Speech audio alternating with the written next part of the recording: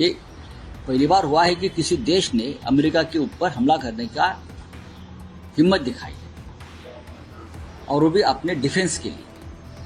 ये बात तो माननी पड़ेगी, ये बात माननी पड़ेगी। और हिंदुस्तान के जो हमारे विश्वगुरु है और उनके सब साथी हैं, ये लोगों को भी उनके बारे में रिसर्च, ये छाती इतनी बड़ी छाती कहाँ से लाई है वो खामेनी साहब ने, हिम्मत कहाँ से जुटाते ये लोग लड़ने की, उस बारे में हमारे देश में रिसर्च होना चाहिए।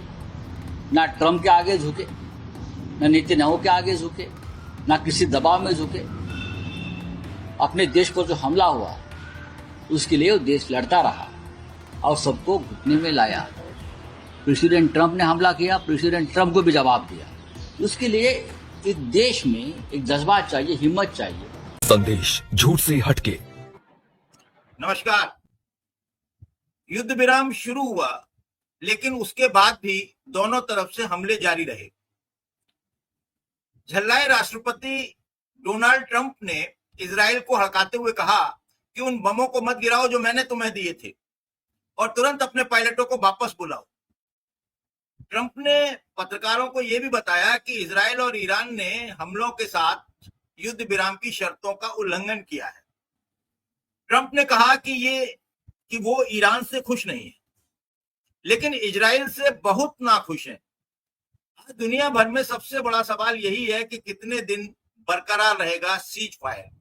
अमेरिका और इजराइल कह रहे हैं कि उन्होंने जिन लक्ष्यों की प्राप्ति के लिए युद्ध छेड़ा था, लेकिन लगता यही है कि इजराइल और अमेरिका युद्ध का लक्ष्य हासिल किए बिना ही भाग लिए। हालांकि वो कह रहे हैं कि उन्होंने जिन लक्ष्यों की प्राप्ति के लिए युद्ध छेड़ा था उन्होंने हासिल कर लिया है, लेकिन लगता नहीं है ऐसा। क्यों नहीं लगता है, इस पर चर्चा करेंगे। सर, एक हमारे साथी हैं डॉक्टर विजय राम, उन्होंने लिखा है मैं ईरान में सत्ता परिवर्तन नहीं चाहता था, सत्ता परिवर्तन से अराजकता बढ़ती है। यह ट्रंप का बयान है। उन्होंने जब वो जा रहे थे मीटिंग में नाटो की, तो उन्होंने ये बयान दिया था कि मैं ईरान में सत्ता परिवर्तन नहीं चाहता था, सत्ता परिवर्तन से अराजकता बढ़ती है। और उनका उद्देश्य क्या था? इजराइल का और अमेरिका की वो रिजिम बदलना चाहते थे। अब ईरान के पास बहुत तेल है, वो कुछ अच्छा कर सकता है, ये ट्रंप ने कहा है। आज ईरान की तारीफ की है। तो इसके क्या मायने निकाले जाएं? क्या ट्रंप स्थायी रहते हैं सदा, या वो किसी बात पर टिकते भी हैं? क्योंकि उनका तो सीधा सा कहना ही ये था कि अपने हम रिजिम बदलना चाहते हैं और दूसरा परमाणु संयंत्रों को नुकसान पहुंचाना चाहते हैं। परमाणु शक्ति ना बने वो ईरान, खतरा ना हो इंसानियत के लिए। जी सलीम साहब। देखिए, सत्ता परिवर्तन कोई बुरी बात नहीं है। सत्ता परिवर्तन नहीं होता तो ट्रंप सत्ता में नहीं आता। और भारत में भी हम बहुत सारे लोग जो इंसाफ पसंद है वो चाहते हैं कि सत्ता परिवर्तन हो। तो पर से सत्ता परिवर्तन कई मर्तबा फायदेमंद भी होता है, जरूरी भी हो जाता है। सवाल यह है कि वो कैसे होगा। भाई, जिन लोगों के ऊपर वो सत्ताधारी है वो लोग फैसला करें कि अब इसको नहीं चलना चाहिए, या ये कि जो उसकी इम्पीचमेंट का प्रोसेस है अमेरिका में, वो ये तय करे कि भाई पहले 2 बार इम्पीचमेंट गलत हुआ, इस बार इसको इम्पीच करके हटा दो। एक प्रोसीजर है जो वहां की जनता ने बनाया है सबने मिलकर। उसके हिसाब से सत्ता परिवर्तन हो जाए तो अच्छा है, और नहीं हो तो बुरा है। लेकिन बाहर से कोई अपना पिट्ठू लाके बिठा दे और उसके जरिए से किसी और देश के लोगों को अपना गुलाम बनाने की कोशिश करे, उनके ऊपर अपनी मर्जी थोपने की कोशिश करे, तो ऐसा सत्ता परिवर्तन बुरा है। और ट्रंप चूंकि इस तरह के सत्ता परिवर्तन की बात कर रहे थे, इसलिए दुनिया के सारे लोगों ने, इवन यूरोप ने जो उसके साथ है, जो उसकी बोली बोलता है कि इसराइल को जो है वो अपने डिफेंस का हक है वगैरह वगैरह, उटपटांग बातें, किसी हाल में हम ईरान को जो है वो एटॉमिक नहीं बनाने देंगे, G7 में जो कुछ कहा गया, उन लोगों ने भी कहा कि भाई ये बकवास जो है वो हमारे गले से भी नहीं उतरता।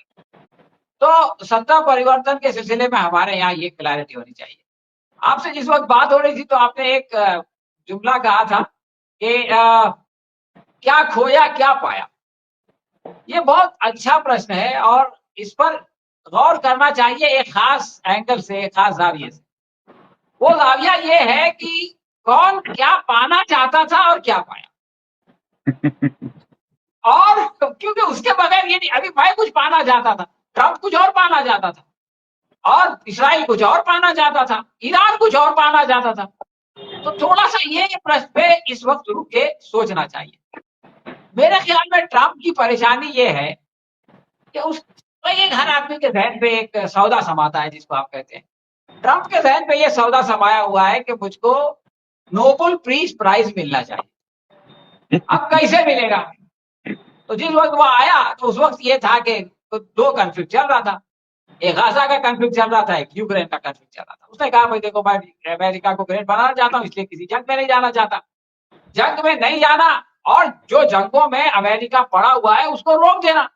अगर मैंने ये कर दिया तो साहब लोग बोलेंगे कि तुम बहुत बड़ा शांति प्रिय आदमी है और तुमको पीस प्राइज मिलना चाहिए, शांति का पुरस्कार मिलना चाहिए। तो यूक्रेन का उसने कहा मैं 24 घंटे में बना दूंगा, तो वो ज़ेलेंस्की उसको बातें सुना के चला गया। सारा यूरोप उसके साथ खड़ा हो गया, उसने जाके रशिया को मारा, रशिया ने उसको मारा, तो वो कहानी तो खत्म हो गई। तो उसको ये समझ में आया कि ऐसे तो नहीं होगा। गाजा के लिए उसने अजीबोगरीब प्लान लाया कि ये लोग निकल जाएं, आधे इधर और आधे उधर, कोई लबनान जाए, कोई मिस्र जाए, और फिर वहां पर एक बहुत बड़ा टूरिस्ट सेंटर बन जाए, और लोग बोलेंगे कि साहब ट्रंप ने वहां पर अमन कायम कर दिया। तो गाजा वालों ने कहा कि भैया आप अपना काम करो यार, बेकार परेशान।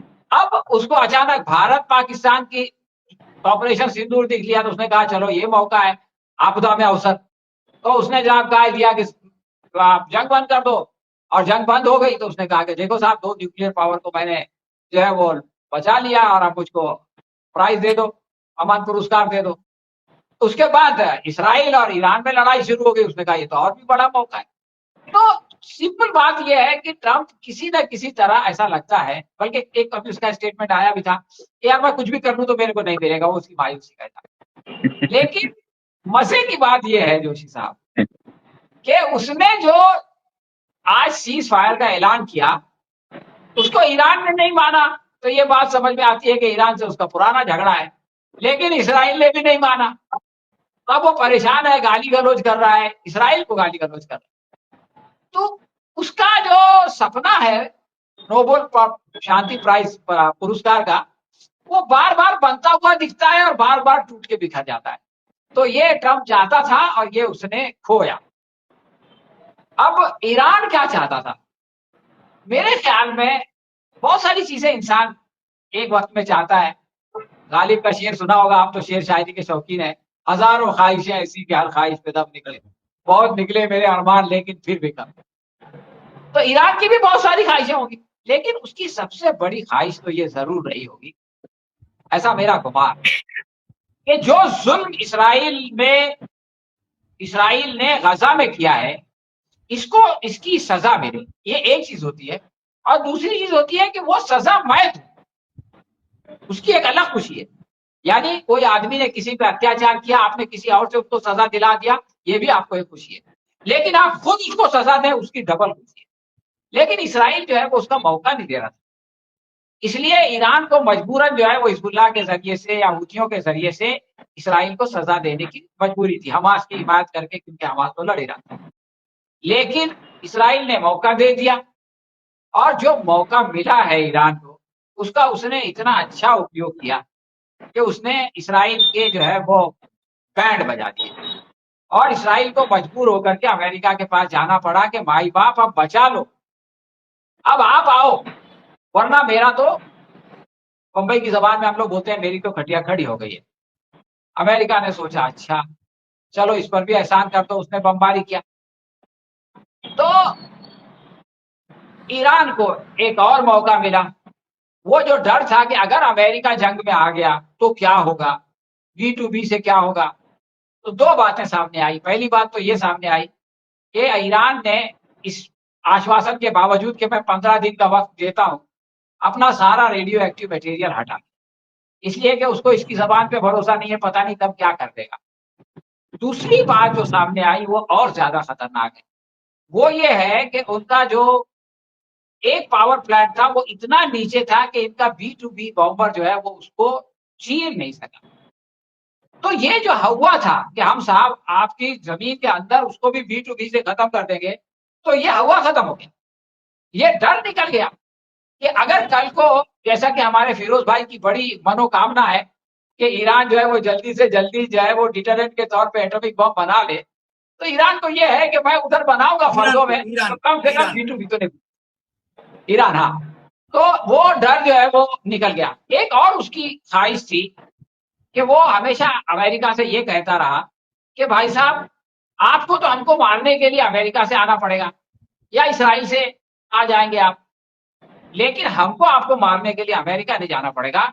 आपके जो अड्डे यहाँ हमारे आसपास पड़े हुए हैं वहीं हम मार के अपने आप को खुश कर लेंगे कि हमने अमेरिका को मार लिया और आपको लग जाएगी।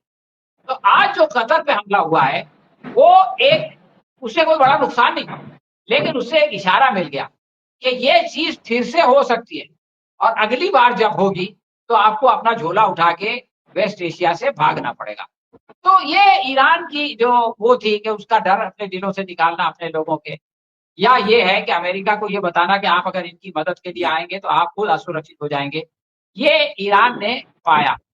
और इसराइल का जहां तक सवाल है, फिरोज भाई ने बहुत तफसील से बता दिया, शिवाजी सरकार साहब ने बताया होगा, लेकिन उस वक्त मैं था नहीं। लेकिन ये मेरे है पास एक शिवाजी कि सरकार जी के लिए, एक प्रोफेसर साहब के लिए एक सवाल है, मैं अधीर हूं जी उनसे पूछने के लिए, आप कंक्लूड कीजिए सर। जी, मैं कंक्लूड कर रहा हूं। मैं ये कह रहा हूं कि जैसे ही थोड़ी सी शांति स्थापित होगी, इसराइल की पब्लिक सबसे पहले नेतन्याहू से अपना पीछा छुड़ाएगी।